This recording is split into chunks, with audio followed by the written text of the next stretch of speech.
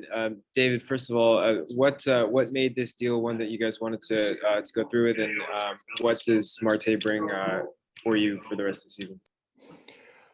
We felt like Starling was frankly the best position player that was out there on the market. We talked about him for weeks internally, considering what we felt like was the need in the outfield and the need for a bat. And it was just a matter of getting to a deal. It's not easy to trade a player like Jesus. I think that's kind of the bottom line. But ultimately, we've always said when the team in this clubhouse performs and puts themselves in a playoff position, it's on us to do whatever we can to try and help them. Now, that doesn't always happen.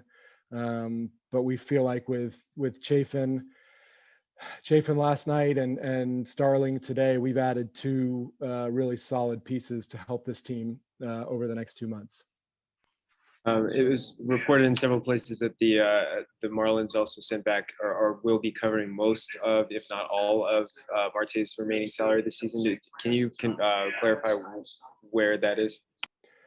They're sending back a significant amount of cash. Go to Manolo. Bob and David, Bob, what is the meaning to your ball club to acquire a player of the caliber of Starling Marte? Yeah, it's huge. I mean, as David said, we're, whenever we've been in this position, our front office has been really proactive about going out and getting, the right players for us. And, not only does he give us a bat and solid defense, it's also a dynamic athletically, his run dynamic. He steals bases. He does everything. I mean, this is a big time player. So this adds to our team right now for sure. Yes. Well, Starling has been playing especially center field, and you have talked in the past that you sometimes like to give Ramon a rest of his issues, physical issues, moving him to right. Is this going to be your master plan? Use Starling at center field and Ramon at right?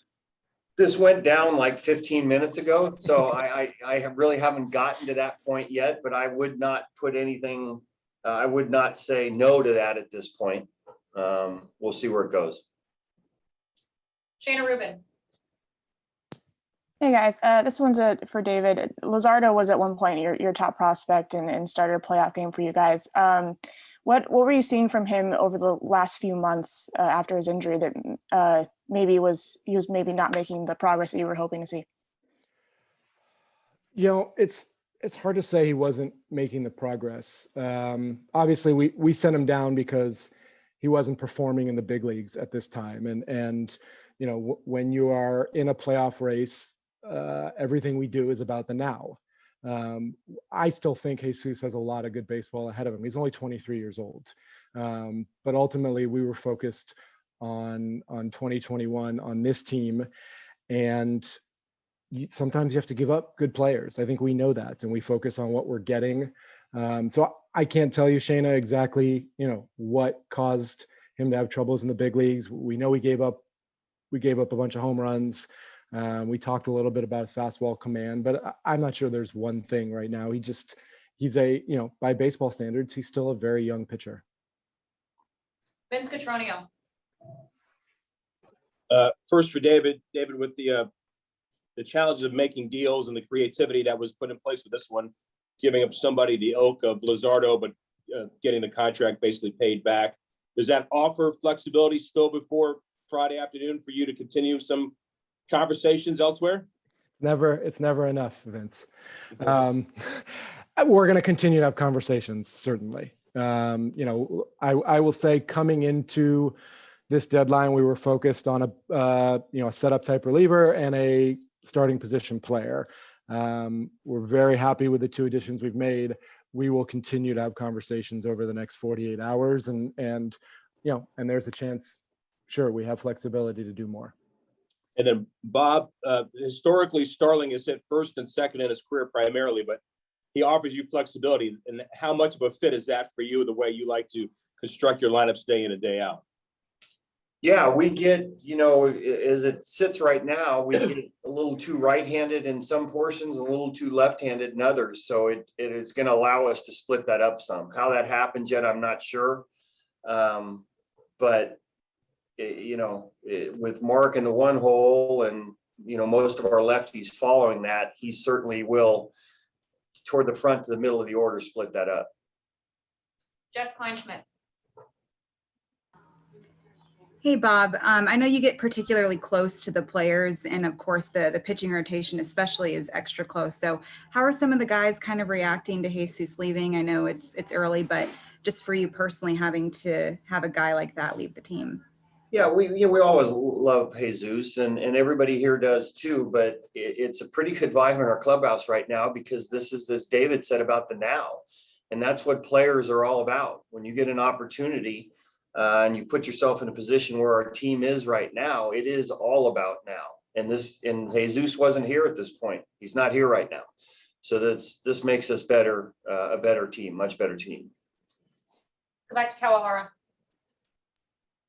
David, I just want to, was there any like extra emphasis, or was this move at all accelerated just by kind of maybe the way that the offense has performed over the last month, like maybe needing to provide a jolt there? I mean, I said we were focused on both pitching and the offense.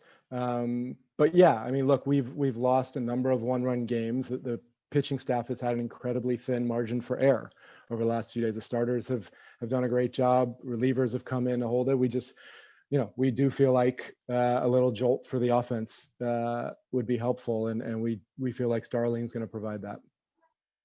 Let's finish. Sorry. I was just going to ask, and Bob, just from a clubhouse perspective, do you know anything about Marte or what he might be able to bring to the team just from a clubhouse point of view? You know what? I don't know him at all. I just, watch him from the other side and see what he can bring to the table. You look at the stolen bases too. There's a lot of athleticism that not only his bat's going to bring to us and his defense, but also his legs on the bases. It's going to add another dynamic that we really don't have a ton of right now. But I don't know him personally. Just talking around the clubhouse a little bit a few minutes ago, they say he's a pretty quiet guy, but a great guy and wants to win. So I'm sure I'll be talking to him at some point in time here pretty soon. Let's finish with Steve Berman. Sorry. And this could go for either one of you two. If you've talked to Jesus, what was his reaction to the trade? I know that probably a little disappointing because this is the organization he came up with, but he's also going to South Florida, which is where he's from. Yeah, Steve, I talked to him this morning. Actually, Las Vegas flew back from Salt Lake this morning. I talked to him right when he got off the plane. I think any player is surprised when they get this call. But Jesus has been through it before. Obviously, he's a much younger player in a different situation. But he understood. I mean, he knows the business of trades. He also immediately recognized he's going to a place pretty close to home. I don't know if he's going to the big leagues right now with the Marlins or not, but he was appreciative and thankful for his time here. I know he felt like, this is where he broke in, and he said nice things about the organization, but he understood this part of the game for sure. And just heading into this trade deadline, it seems like a lot of people on the outside, nationally, were saying that you guys needed a shortstop. They looked at the season-long numbers, at the position. But it seems like you guys have really been, big fans of what Elvis has brought, not just in the clubhouse, but also, defensively and at the plate even the last couple of months. Was that something where people around the country were a little far off, thinking that you guys were definitely thinking about big-time shortstops? Yeah, I mean, I don't know that I can speak to what sort of the rumor mill says. I will tell you, and Bob can speak more to Elvis's impact in the dugout and the clubhouse. I mean, we have felt like even early in the season when he wasn't contributing offensively, that Elvis immediately solidified that position. He brought an energy to this team that was much needed, and obviously has swung the bat much better since the first 6 weeks of the season. So, we are always looking everywhere on the field to see what impact we can make. But I don't think we can say enough about what Elvis has added to the team in a number of ways. All right. I want, and just real quick, Matt, to your question to Bob about Starling, just anytime you do a trade like this, you obviously, you do your sort of background information. We spoke to people in both Arizona and Pittsburgh where Starling had been, and what Bob said is right. He's he's a fantastic guy. He's quiet, but he will fit in great here. And he is, I spoke to him this morning. He is excited about being in a pennant race. And I know we'll be in uniform tomorrow in Anaheim and ready to go. All right, thank you, everybody. Thanks.